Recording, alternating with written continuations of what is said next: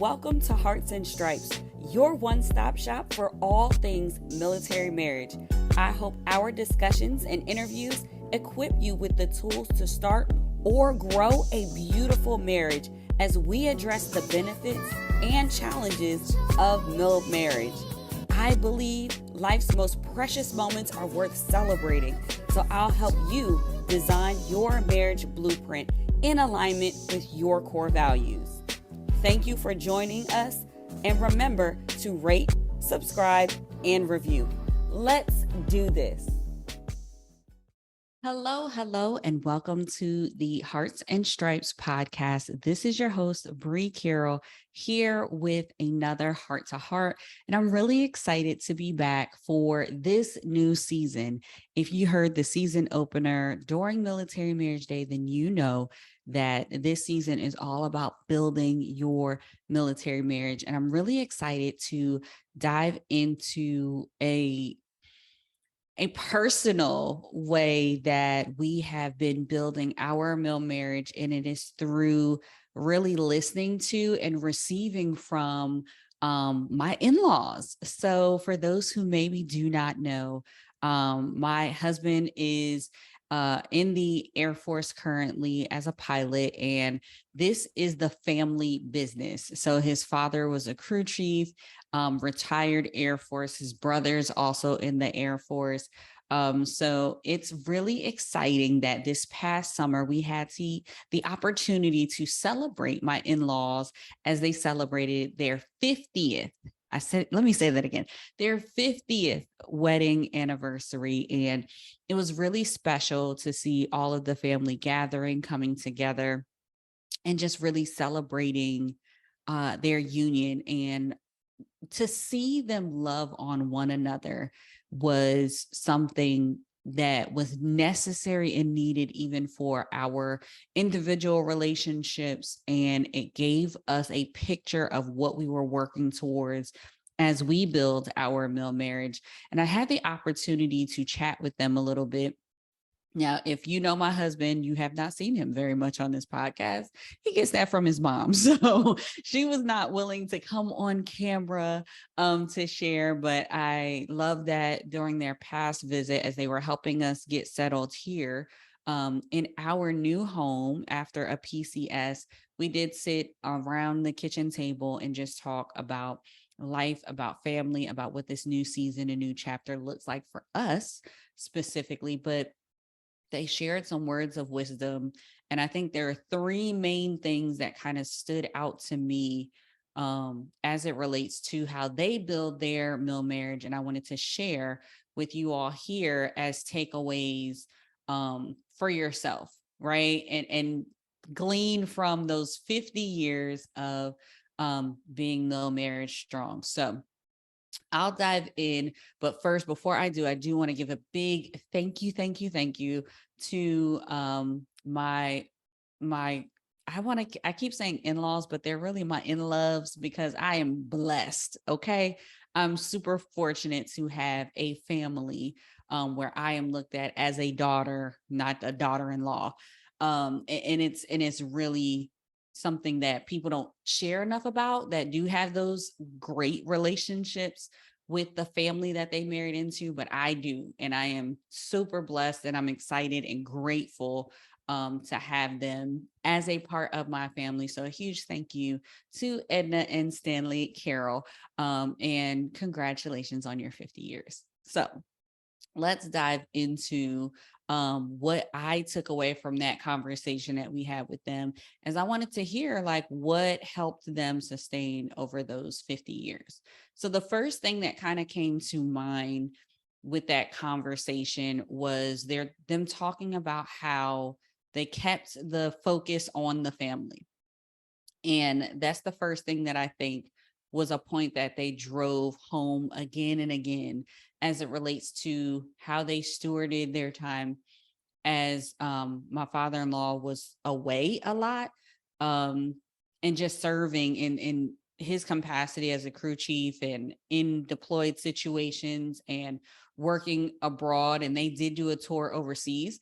And actually, that's where my husband was born, when they were overseas. So they continue to talk about this focus on the family, checking in with one another and making decisions that benefited that central core of the family. And I love to say here on the podcast that marriage is the heart and the center of our families, and everything um, is added and blooms from that central portion. And I believe that is something that they lived. And I was excited to hear the stories of, and kind of let me give you an example of that. So if they talked about prior to them moving overseas, I believe my father-in-law was stationed at one location, and mom actually opted to bring the family home to her hometown where she had the support to raise the family. So they did a season where they were geographically separated, and dad would come home to Mississippi on the weekends or when he had time off to see the family. That focus and that sacrifice is a big one, and one that I'm surprised to hear that they made, because I know geo batching is something that seems to be more common now. But the way that they had that forward thinking to say, I have a community of support, and I'm going to choose to be separate from my spouse for a season so that I have the support to raise the children, and to ensure that we're putting our family in the best position possible. That takes selflessness, and that takes being focused on the overall big picture goal and not the short term. So for anyone who is in a situation where they are geo-badging, my heart goes out to you, because that is a difficult decision to make. But if you are doing it from the perspective of this first point of keeping that focus on the family, then you're doing the right thing. And that was really encouraging to hear that from them as a couple, again, that's 50 years in, that they even made that type of sacrifice then for the family.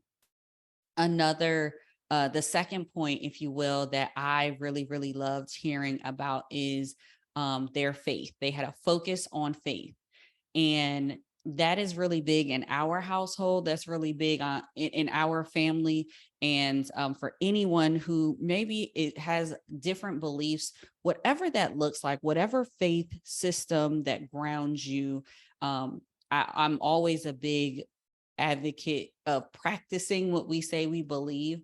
And I think I am loving how I get to watch my in-laws not just say they believe something, but walk that thing out, right?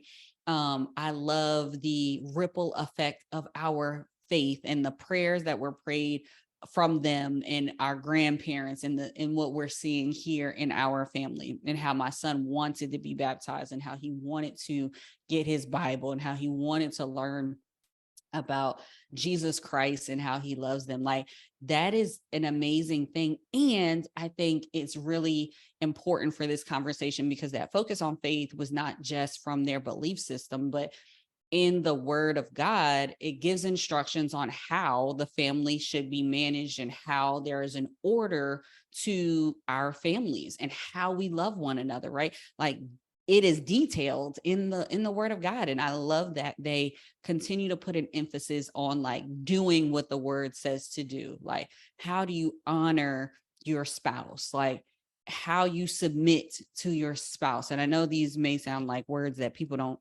necessarily like to talk about these days, but I love it that they were comfortable with sharing that portion of what submission looks like, and loving one another as Christ loved the church. Like these scriptures that people can casually just spout out, what that actually looks like on a day to day, what it looks like to let my husband be the man of the house. And I like to say, when you are with the right person, submission is not an ugly word. It's an easy thing to do, or I should say, it's a simple thing to do. Ease comes with who it's with and the character of that person. So I trust my spouse. So it's easier to submit to my spouse, because it's like, I know we on the same page. And when we're not on the same page, I still trust that you are being led in the leadership that you have for our family. So That was something that I love. Their focus on family, and I love their focus on faith. I think the third thing that was a harder pill for me to swallow, but I appreciated them, was they talked about their focus on selflessness as it related to their 50 years of marriage. Watching them love one another is something that is amazing.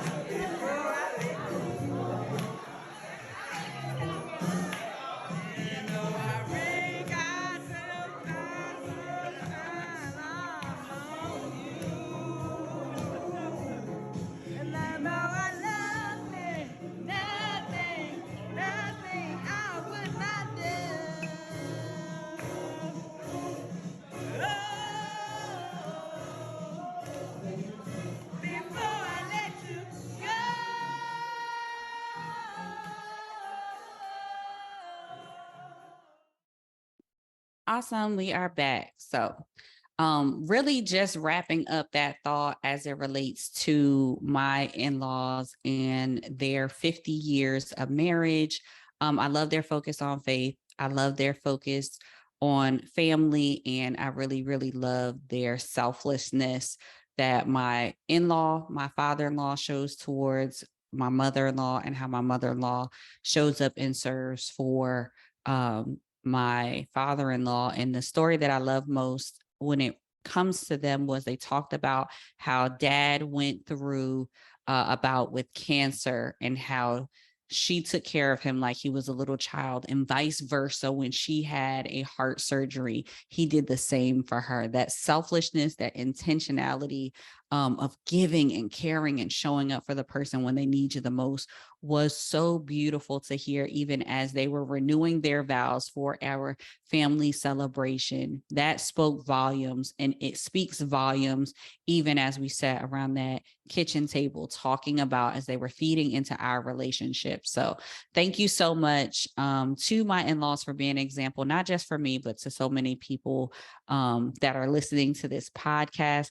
I hope that you enjoyed this episode of the Hearts and Stripes podcast, and we will be back with more as we give more heart to hearts so that we can build our mill marriage this season. Thank you for tuning in. Remember to rate, subscribe, and review. This is Hearts and Stripes. We are the few, the proud, that aim high and are forged by love. Always ready, always there. We are Mill Marriage Strong.